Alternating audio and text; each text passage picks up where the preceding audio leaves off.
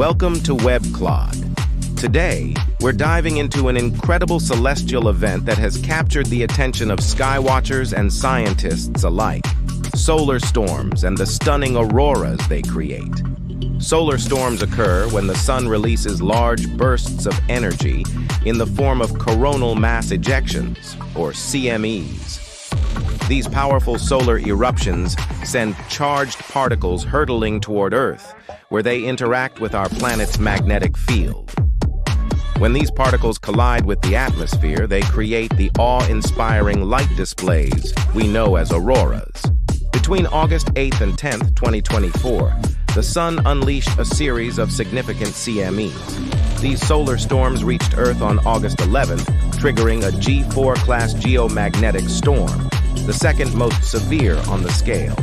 As a result, spectacular auroras were visible across North America, from Alaska and Canada down to the northern United States. While these auroras are beautiful to watch, they also come with potential risks.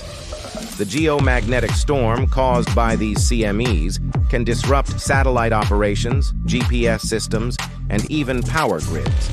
High-frequency radio communications, especially in polar regions, can also be affected, making it a significant concern for aviation and maritime industries. The sun is currently in solar cycle 25, a period marked by increased solar activity. This cycle has already shown more sunspots and solar flares than expected, meaning we could see more solar storms and more auroras in the coming years.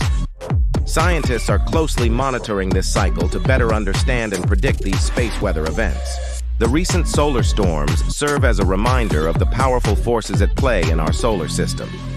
As we continue to rely more on technology, understanding and preparing for space weather events like these becomes increasingly important. Stay tuned to WebClod for more updates on space weather and other fascinating scientific phenomena. Thanks for watching. If you enjoyed this video, don't forget to like, share, and subscribe to WebClod for more technology and science news.